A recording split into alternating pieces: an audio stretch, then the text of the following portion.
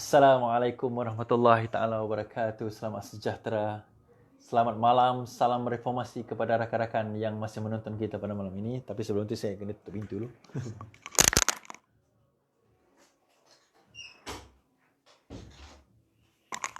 Okey.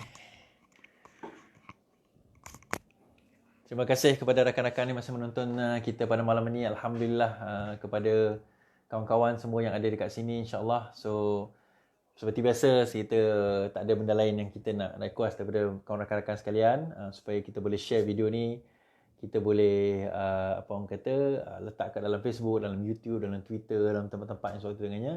Alhamdulillah, terima kasih kepada yang bersama dengan kita kerana pertama sekali saya punya laptop dah okey, dah baiki dah. Cuma malam ini saya tak boleh nak live guna laptop saya sebab saya kat luar lah. So kat luar saya tak boleh nak apa nama pergi ke menggunakan laptop saya. So saya guna phone malam ni.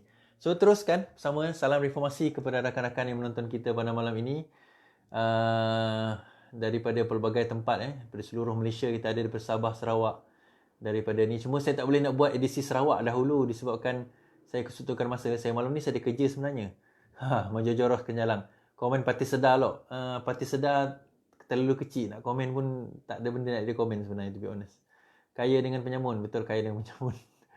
Okay, so insyaAllah kita akan cover 3 topik utama pada malam ni. Satu berkenaan dengan Sarawak, salam informasi dari Malaysia. Kedua berkenaan dengan adakah benar Mahathir dikatakan akan menyertai Parti Amanah. Maksudnya dia sekarang ini berada dalam keadaan tidak ada parti. So bagaimana keadaan apa orang kata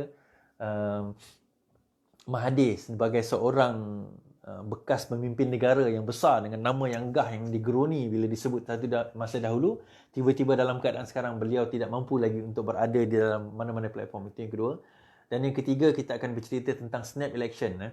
Hari ini saya sudah dengar terlalu banyak maklumat berkenaan dengan kemungkinan berlakunya snap election ataupun pilihan raya mengejut serentak di seluruh negara. Cuma saya boleh katakan satu, kalau sekiranya snap election berlaku di peringkat federal, negeri tidak semestinya dan tidak wajib untuk mengikut. Dan saya rasa semua negeri takkan buat snap election. Mungkinlah yang 50-50 itu akan buat, tapi macam Penang, macam Selangor, macam Kedah, I don't think dia orang akan buat snap election dalam waktu yang terdekat ini sekiranya berlaku snap election di peringkat federal.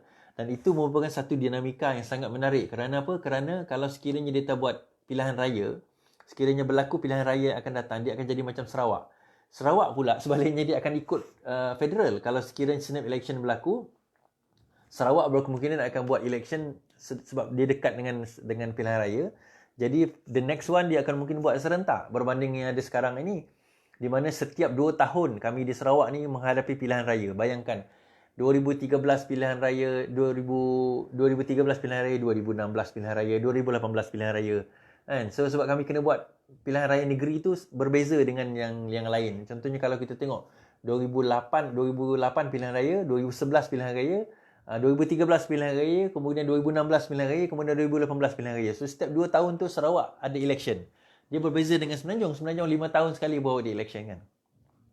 So pertama sekali kita menyentuh perihal berkenaan dengan Sarawak.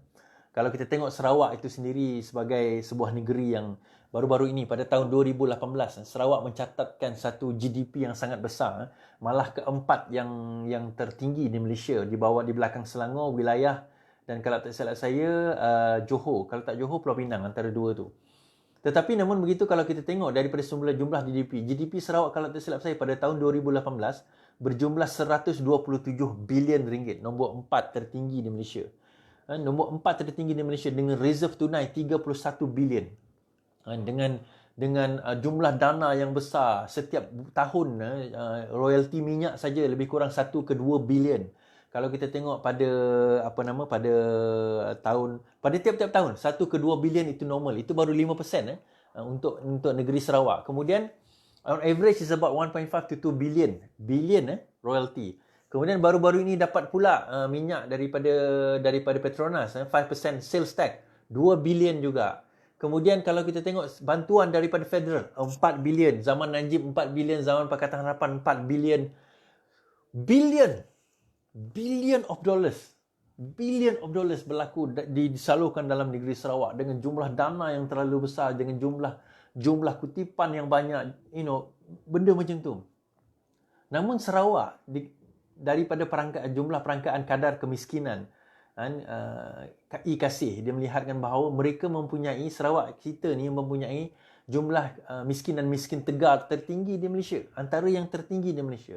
Dan 7 daripada 10 kawasan yang miskin, daerah yang miskin di Malaysia ini letaknya di Sarawak. 1 di Kelantan, 2 di Sabah. Bayangkan 3 negeri ini adalah 3 negeri yang mempunyai ramai orang miskin. Sabah, Kelantan dan Sarawak. Namun 7 daerah termiskin berdasarkan jumlah per kapita pendapatan penduduk dia, 7 daripada 10 itu berada di Sarawak. 1 di Kelantan dan kemudian 2 di Sabah, kita kata.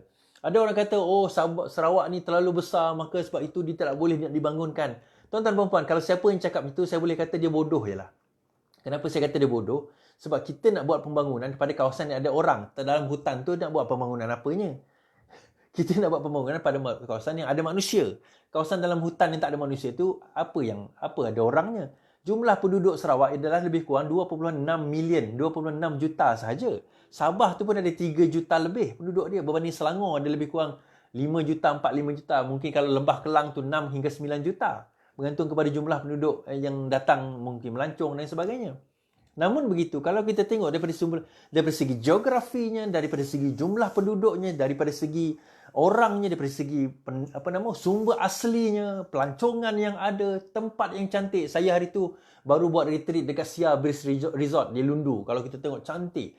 Di sebelah Sia Breeze Resort tu, Sia Breeze Resort tu, air dia hijau.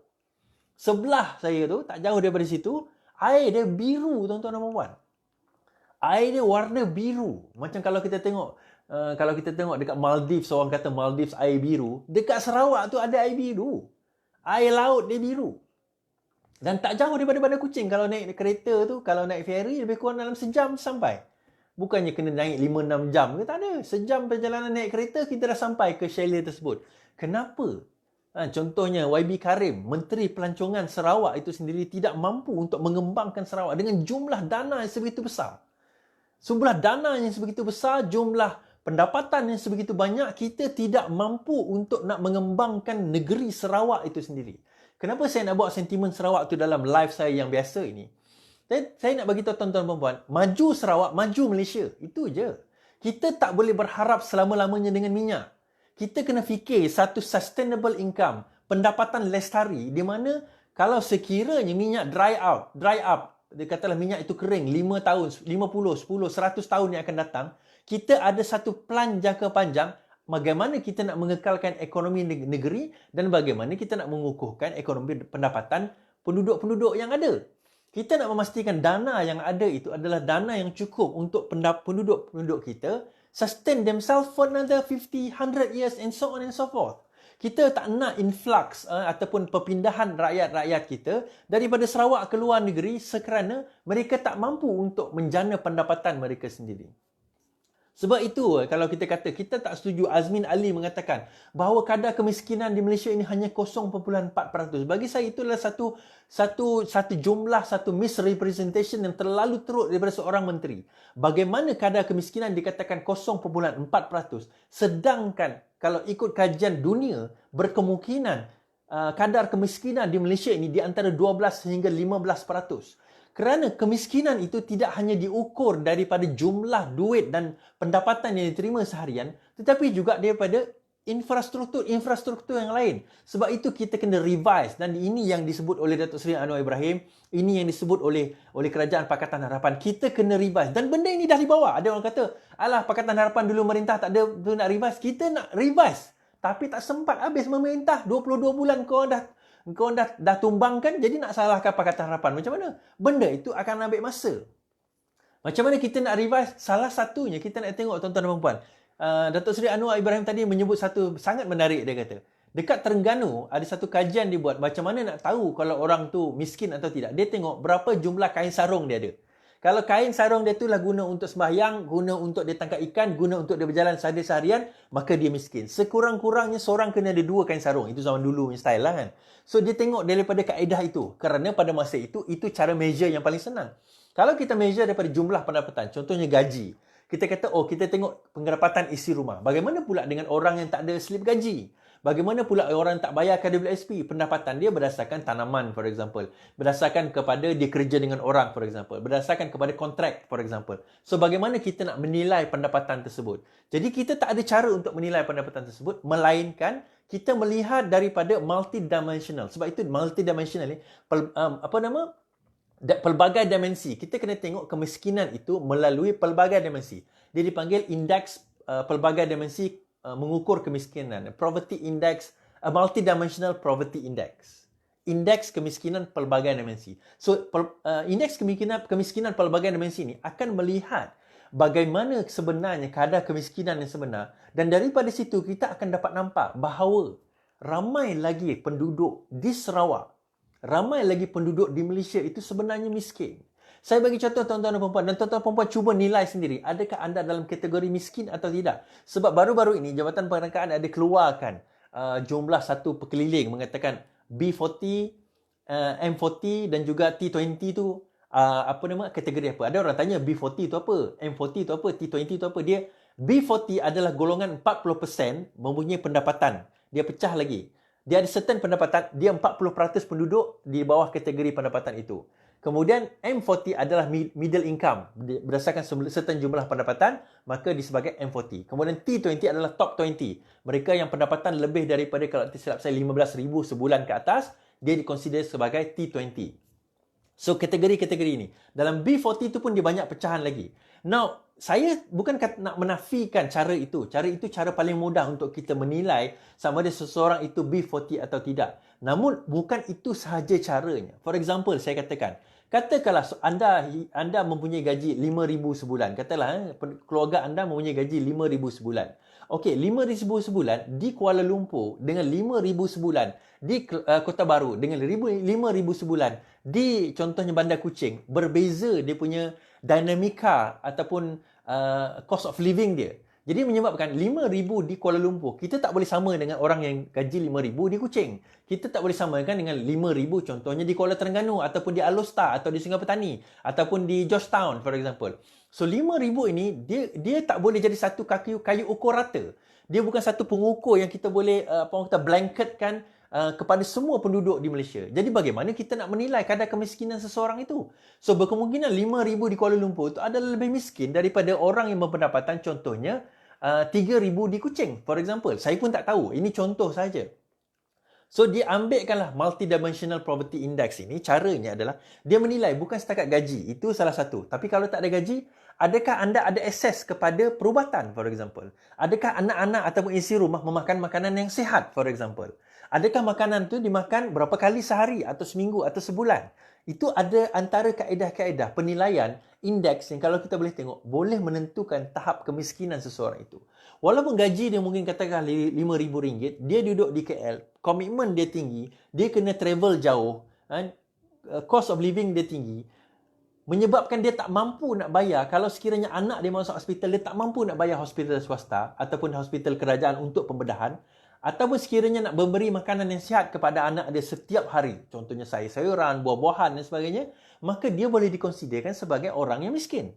Cuma miskin dia mungkin bukan miskin tegar, tetapi still consider sebagai miskin. Kenapa kita nak buat macam tu? Tujuan dia adalah untuk kita memberikan bantuan yang sewajarnya kepada orang yang sepatutnya.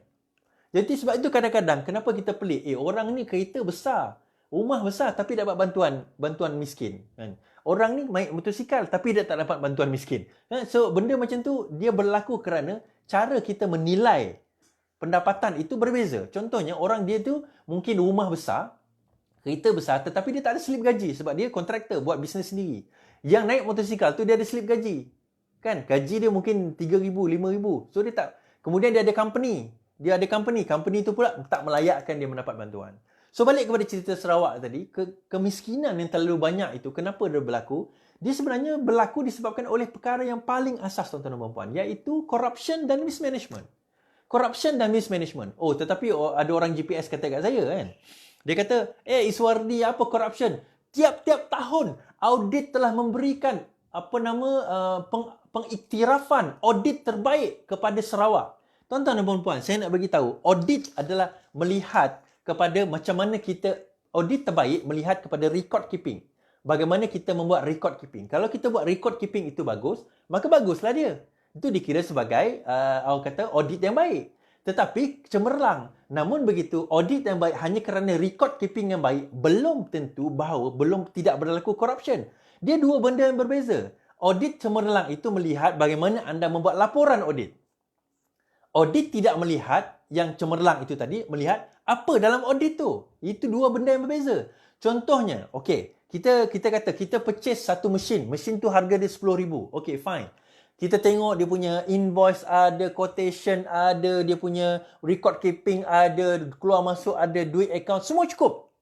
Jadi itu kita anggap sebagai record keeping yang bagus, maka accounting dia cemerlang. Dia pun masukkan dalam account yang betul, maka itu dikonsider sebagai satu record yang cemerlang. Tetapi kita lupa nak tengok. Rupanya mesin tu dibeli RM10,000, sebenarnya harga dia RM2,000 je. Jadi kita dah membuang dan sudah membazir RM8,000 duit rakyat. Itu yang kita maksudkan. Tadi baru terima berita, rupanya ada anonymity, kapal mewah daripada duit 1MDB. 1MDB pun berasal daripada Sarawak juga asalnya tu. Jolo tu diperkenalkan oleh seseorang daripada Sarawak. So kenapa benda ini berlaku for so long? Saya katakan bahawa di Sarawak, daripada segi jumlah orang yang pimpinan yang ada, when you in power for so long, apabila anda berkuasa terlalu lama, absolute power corrupts absolutely. Bila kita dah berkuasa terlalu lama, kita rasa bahawa kita ni invisible. Kita boleh buat apa saja.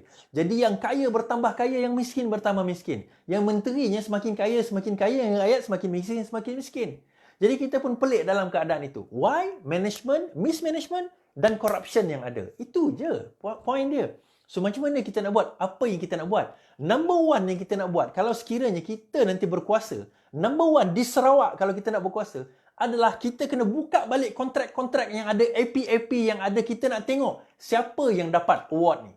Ini yang paling dia orang takut sebenarnya. Kontrak-kontrak ni siapa? Itu yang pertama. Kedua, tanah-tanah. Kita nak tengok tanah-tanah yang diberikan kepada YB, isteri YB, anak YB, apa kata dia, adik YB, sepupu YB, bini nombor 2 YB, bini nombor 3 YB, bini nombor 4 YB. Kita nak tengok semua. Kita nak buka, letak atas meja. Kita nak tengok berapa kekayaan YB ni. Kat mana dia pegang GLC, dia pegang board of director, to which company yang sepatutnya dia orang tak boleh buat. So benda macam ni yang kita nak revealkan. Kita nak revealkan kepada rakyat. Sebenarnya kekayaan kita tu pergi ke mana? Dan ada hari tu orang tanya saya, kalau sekiranya saya berkuasa nanti di Sarawak, katalah Pakatan Harapan tu berkuasa di Sarawak, apakah antara benda yang kita propose nak buat? Saya kata antara benda yang saya nak propose nak buat adalah saya nak wujudkan PAC. PAC ni adalah satu badan di mana digunakan untuk menilai ke mana duit dan setiap sen yang dibelanjakan sepanjang tahun ini. Terutama apabila melibatkan reserve negara, reserve negeri. Tuan-tuan dan puan-puan, reserve Sarawak 31 bilion, kita tak tahu kat mana. Kita tahu dalam audit dikatakan diletakkan dalam FD, fixed deposit. Fine, dia letak dalam fixed deposit.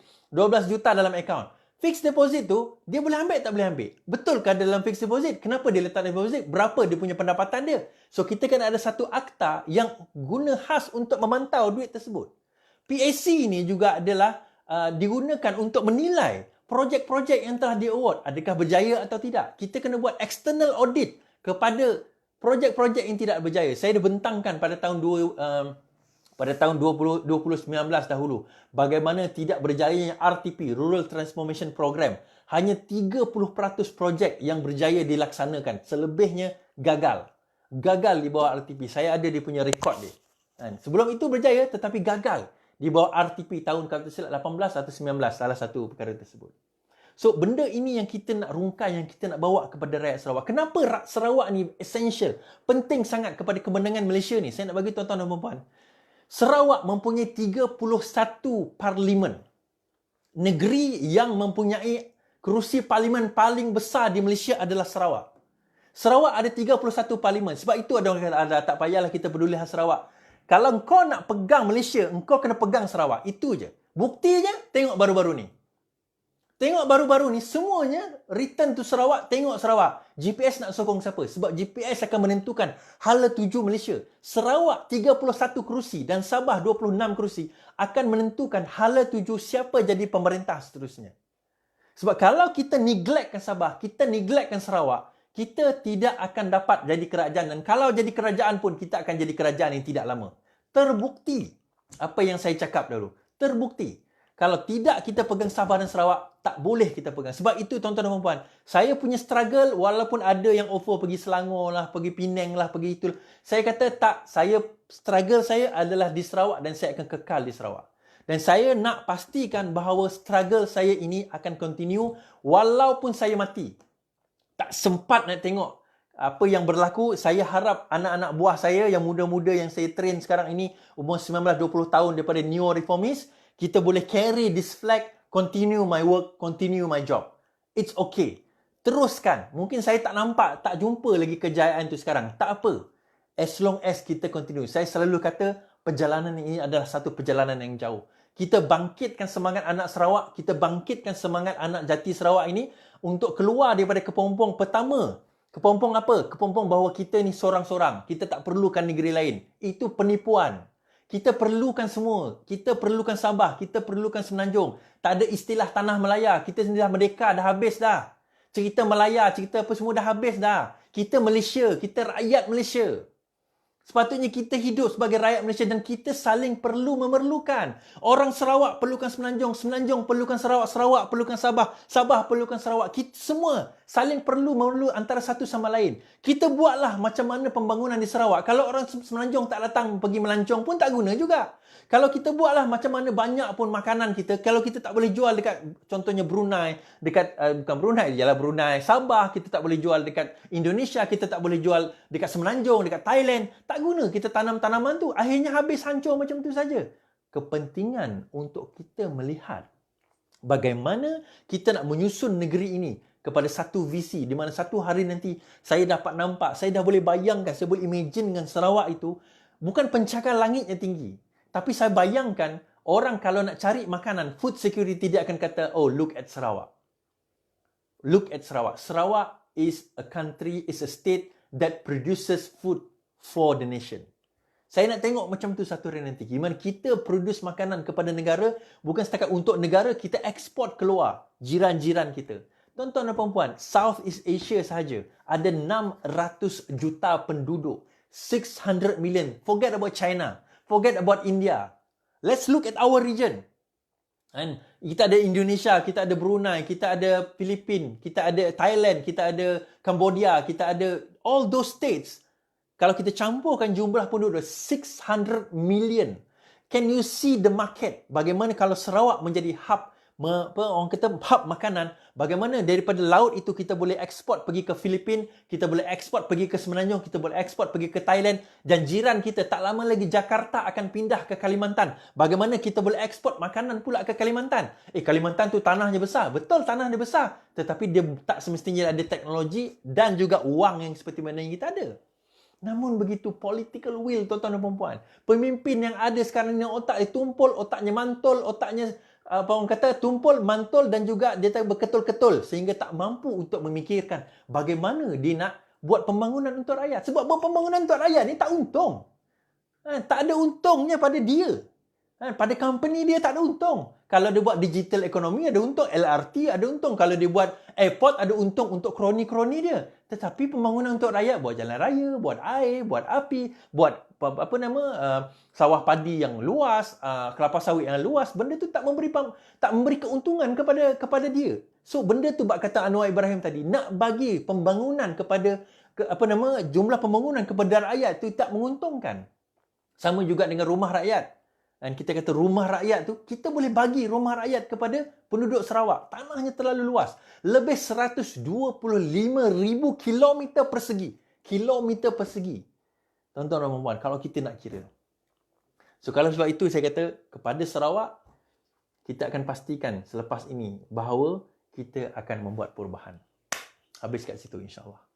Seterusnya, topik kita yang kedua hari ini. Senang. Topik kita kedua hari ini, snap election. Saya bawa Mahathir nak join amanah tu last kali.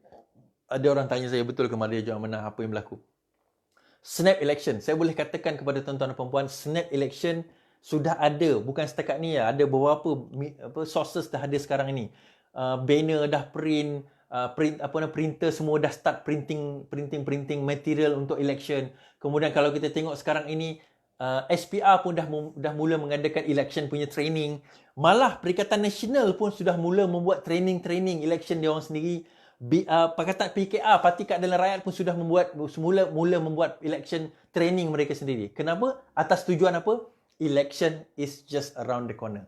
Mereka sekarang ini bersiap sedia untuk berlakunya snap election, dan yang saya dengar berkemungkinan berlaku selepas pembentangan bajet in November. So most likely it's going to be in December. Kalau paling awal pun dia akan berlaku pada bulan Disember. Cuti sekolah pada masa itu election akan berlaku. So apa yang mereka tunggu sebenarnya? Dan kenapa mereka perlu melakukan election ini secepat mungkin? Number one, saya dah sebut benda ni berkali-kali. Kalau sekiranya mereka UMNO menunggu terlalu lama, dia akan bagi nama buruk kepada UMNO. PAS menunggu terlalu lama, dia akan membagi nama buruk kepada PAS. Namun begitu, Muhyiddin Yassin mahu dia berlaku lama. Dia perlu benda ni berlaku lama. Kalau dia berlaku dalam masa yang dekat, pertama, dana dia tak cukup. Nak lawan dengan UMNO, nak lawan dengan PAS. Dana dia masih tak cukup. Jadi macam mana dia nak melawan? Macam mana dia nak menentukan?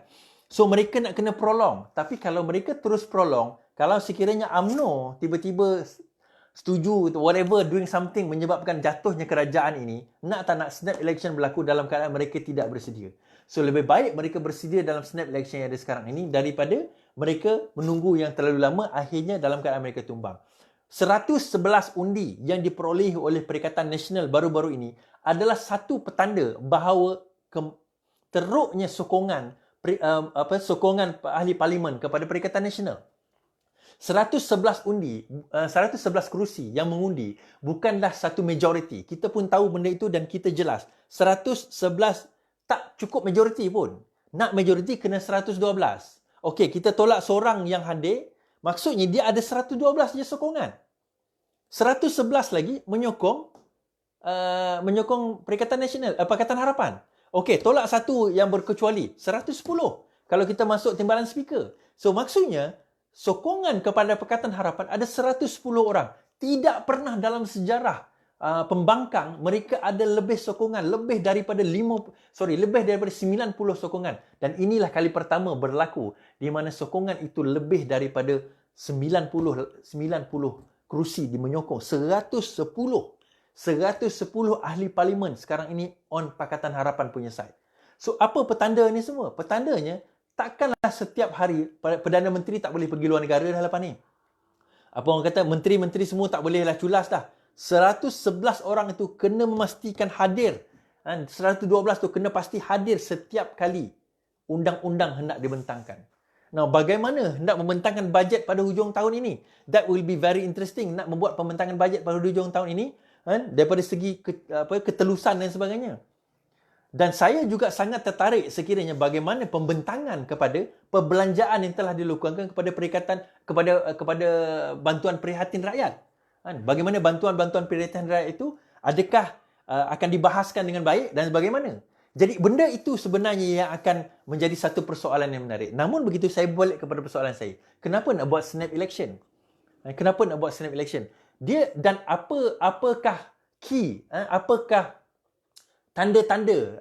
Apakah orang kata apa, bukan tanda-tanda, tapi apakah benda yang perlu ada untuk mereka nak menyatakan yes, let's do snap election?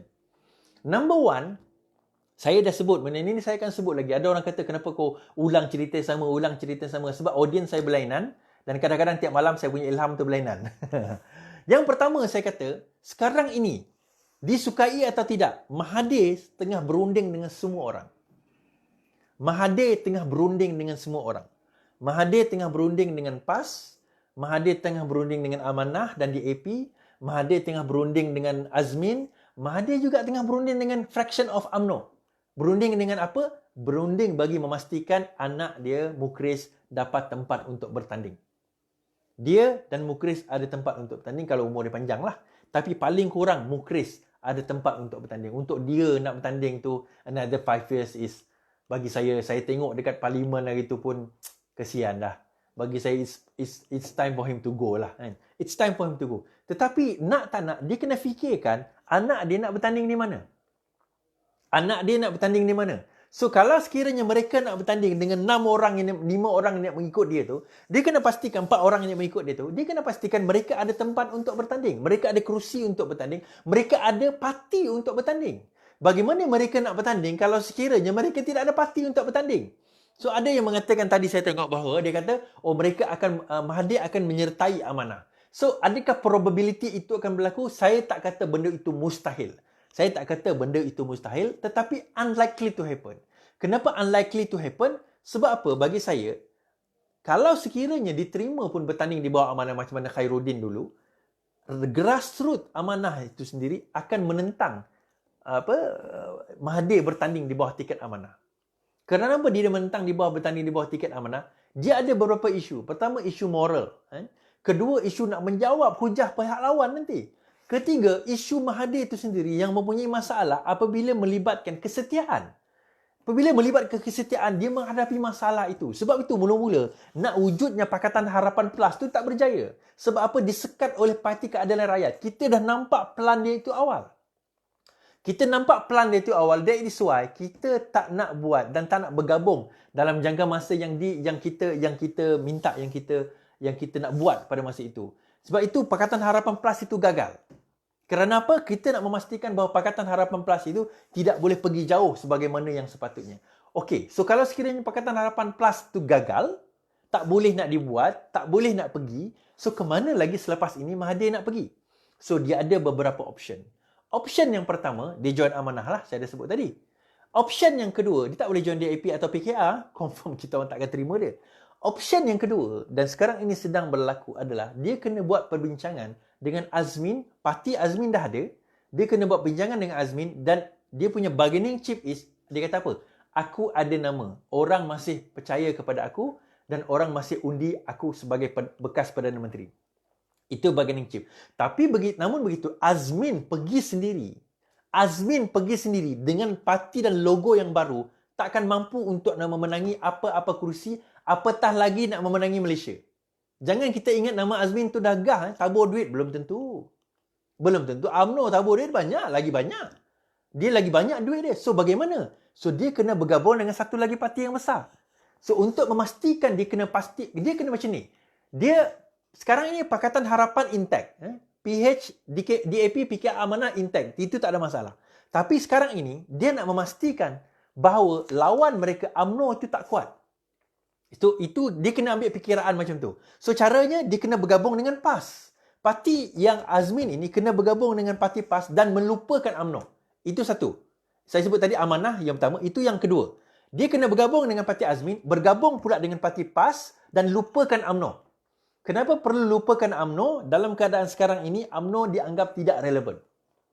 Dan kemudian UMNO dilihat sebagai masih cuba untuk nak topple mereka. Dan kemudian yang ketiga, bergabung dengan Bersatu lah.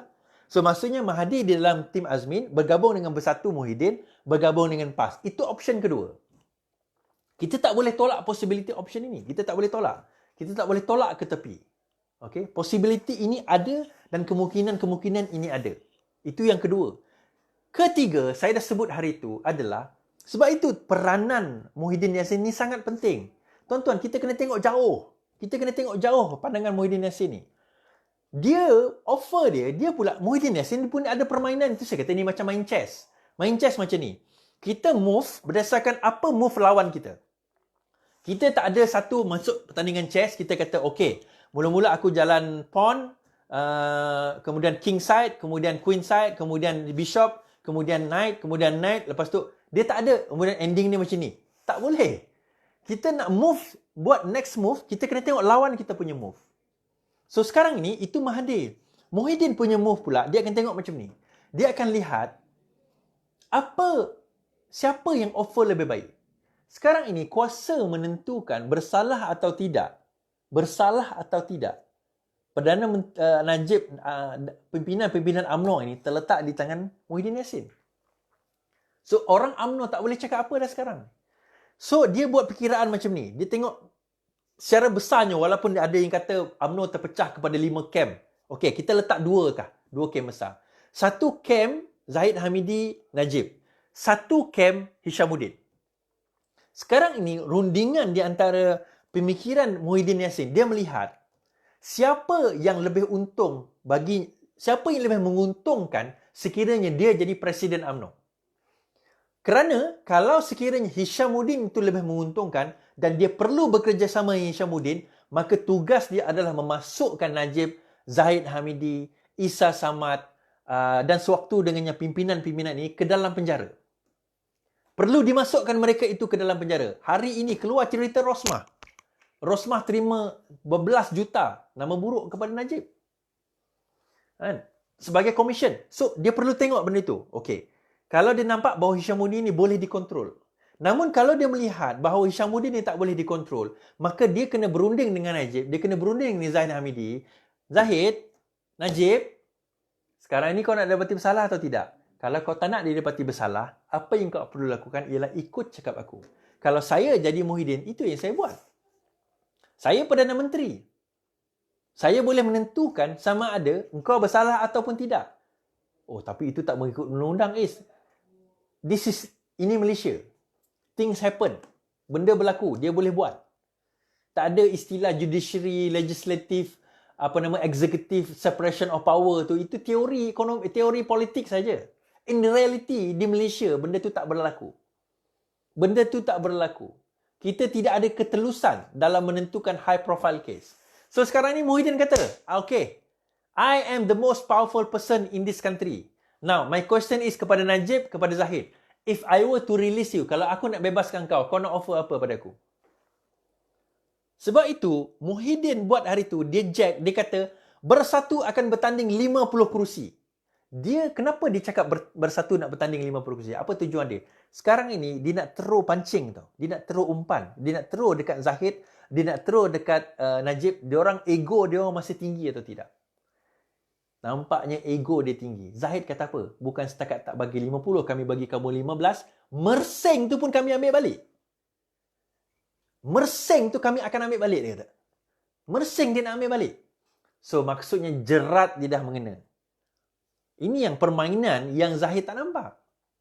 Muhyiddin bukan sebenarnya nak offer dia bertanding 50. Bagi Muhyiddin, dia nak bertanding seluruh Malaysia bersatu nak bertanding. Bukan 50 kerusi. Bersatu akan bertanding di seluruh Malaysia. Gerak kerja bersatu itu dah ada di seluruh Malaysia. Dan mereka eyeing the whole Malaysia.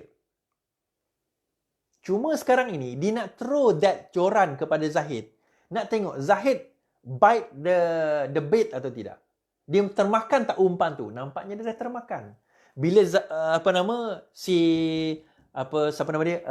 Muhyiddin kata dia akan bertanding 50 kerusi, terus Zahid kata, terus UMNO kata, no, you akan bertanding 15 kerusi. Razali Hamzah kata apa? No, kita akan bertanding di semua kerusi. UMNO akan bertanding di semua kerusi. Tak ada bersatu. Semua kerusi bersatu kita akan sapu.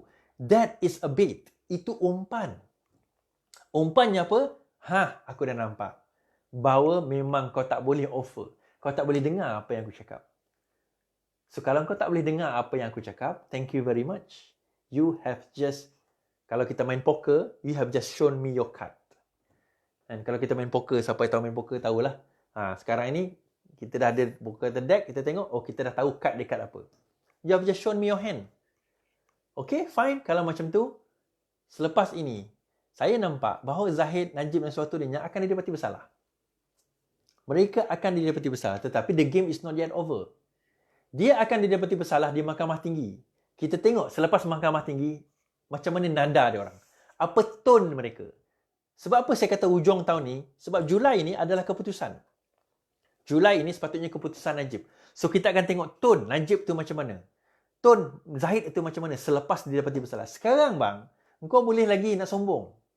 Engkau boleh nak sombong sekarang ini. Tapi once kau dah rasa dia dapati bersalah, you are stripped off daripada you punya jawatan sebagai MPs, sebagai YB. You dah start masuk penjara, you duduk dalam penjara.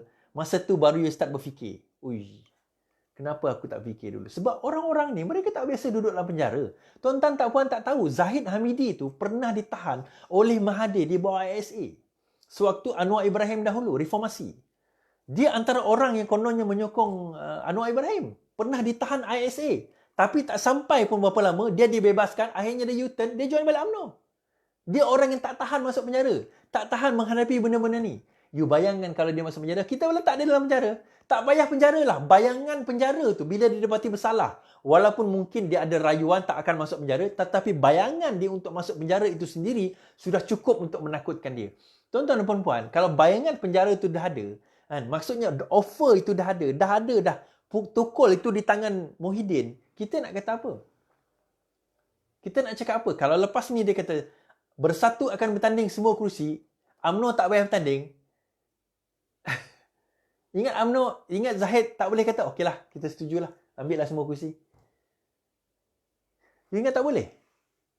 Looking at the current circumstances, keadaan yang ada sekarang ini, what is the better offer yang Zahid dengan Najib ada? Position apa yang mereka ada? Dia bukan Perdana Menteri, mereka bukan menteri. Mereka ahli parlimen biasa. Dia setakat Presiden dan Timbalan Presiden UMNO. Bukan, Presiden UMNO, Timbalan Presiden Tok Mat. Dan bekas Presiden UMNO. Itu saja. Dan UMNO tidak relevan dengan Muhyiddin. Tidak relevan dengan Muhyiddin. Sebab itu saya kata, tugas Muhyiddin dahulu, masa nak jatuhkan Najib, bukannya sebenarnya nak cerita pasal 1MDB lah, corruption lah, kleptokrasi lah. Bukan itu. Dia sebenarnya nak jatuhkan Najib je sebab dia nak jadi Perdana Menteri. Dia nak jadi number one. Masa tu dia timbalan. Tapi tak berjaya rancangan dia sebab tak cukup. Sokongan tu tak cukup.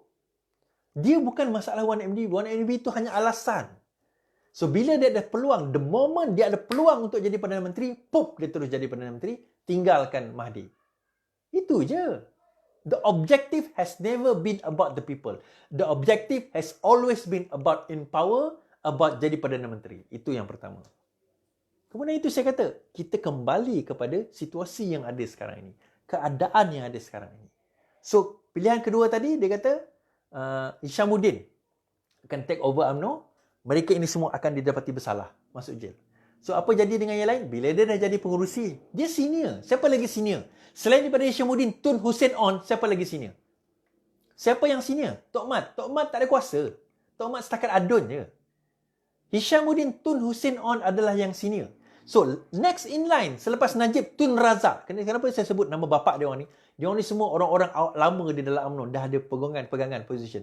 Sebab itu orang-orang UMNO, selepas ini, you all kena rally bawah Hishamuddin. Suka atau tidak, you all kena rally bawah Hishamuddin. Zahrin, dia tak suka Hishamuddin. Tapi you all kena rally bawah Hishamuddin. Papa Gomo tak suka Hishamuddin. You all kena rally bawah Hishamuddin. Suka atau tidak, kalau nak survive dalam politik lepas ni, Hishamuddin will be the next bat. Kenapa saya kata macam tu? Semua Najib dibawa kes, Zahid dibawa kes, Rosmah dibawa kes, Isa Samad dibawa kes, Nazri Aziz dibawa kes. Semua ada kes-kes masing-masing. Yang tak ada kes siapa? Hishamuddin. Dia Menteri Pertahanan, kapal terbang hilang. Jet hilang. Dana hilang. Tapi kenapa dia tak dibuat pertuduhan? Sebab apa? Siapa Menteri KDN pada masa itu? Muhyiddin Yassin. Dia dah buat perancangan ni lama, tuan-tuan dan puan. Perancangan ini lama sebenarnya. Tetapi perancangan ini macam saya kata, macam main chess tadilah. Dia tengok what is the next move. Election is coming around the corner. Are we ready? Yes. InsyaAllah. Saya, macam saya kata, bulan 9 hujung ni saya akan berada di Kuantan untuk buat tour. Lebih daripada 250 orang untuk berceramah di depan 250 orang dan live. Saya kerana apa? PKP tak boleh lebih 250. So 250 je kita limitkan. Itu di Kuantan. Kemudian kita akan pergi juga ke Perak insya-Allah. Perancangan kita ke Perak. Perancangan kita ke Melaka. Perancangan kita ke Johor. Johor dah pergi dah hari tu, cuma saya tak ada. Kawan-kawan saya pergi. Perancangan kita ke Sabah. Perancangan kita di Sarawak. Sarawak memanglah tempat saya memang kena wajib laksanakan tempat saya lah. Tapi tempat-tempat lain tu kita dah buat perancangan-perancangan kita dan saya dah hantar orang-orang saya untuk memastikan bahawa perancangan itu berterusan insya-Allah. Dan untuk memastikan bahawa kita ada orang kata apa cukup dana, insya-Allah saya akan menganjurkan satu dinner, satu fundraising dinner di Kuala Lumpur pada bulan September ini insya-Allah. Saya akan menganjurkan satu fundraising dinner untuk PRN Sarawak, Pilihan Raya Negeri Sarawak, di mana saya akan meletakkan calon. Bukan saya meletakkan calon lah. Parti meletakkan calon dan juga dana itu kita gunakan untuk supaya mungkin membeli barang-barang keperluan untuk calon-calon. InsyaAllah saya akan ada dekat situ dan kita akan menjemput tokoh-tokoh seperti Datuk Seri Anwar Ibrahim, Nurul Izzah, seperti orang kata apa daripada Sarawak kita Haji Jaafar Suyut, Datuk Hafsah Harun. Kemudian kalau kita tengok daripada pimpinan kita, berkemungkinan ni saya tak jamin Rafizi Ramli kalau sekiranya dia setuju untuk datang, tapi kalau dia tak nak datang tak apalah, saya tak boleh nak kata apa. So insyaAllah yang tu nanti saya akan announce tidak lama lagi. Depat dia saya tengok satu dekat Ampang, satu dekat Bandar Seri Putera Bangi. Sebab apa Bangi? Sebab saya boleh cover bahagian selatan, jadi orang selatan boleh turun, dan Ampang orang utara, contohnya belah Perak, belah Perak ni boleh turun. Dan Selangor dan Kuala Lumpur boleh turun lah, insyaAllah. Jadi kita akan buat announcement tidak lama lagi, dan untuk itu insyaAllah kita akan bersiaran pada malam esok. Saya kata Snap Election, we get ready, kita bersedia dan kita kena mulakan sekarang. Sekarang tuan-tuan dan perempuan, tak ada lagi masa untuk kita rehat, tak ada lagi masa untuk kita nak kata nantilah, tunggulah dulu, relax lah. Tak ada. Snap Election akan berlaku dan persediaan sudah dibuat. Persoalannya, adakah kita bersedia, dan persoalannya, kita mampu ke tidak.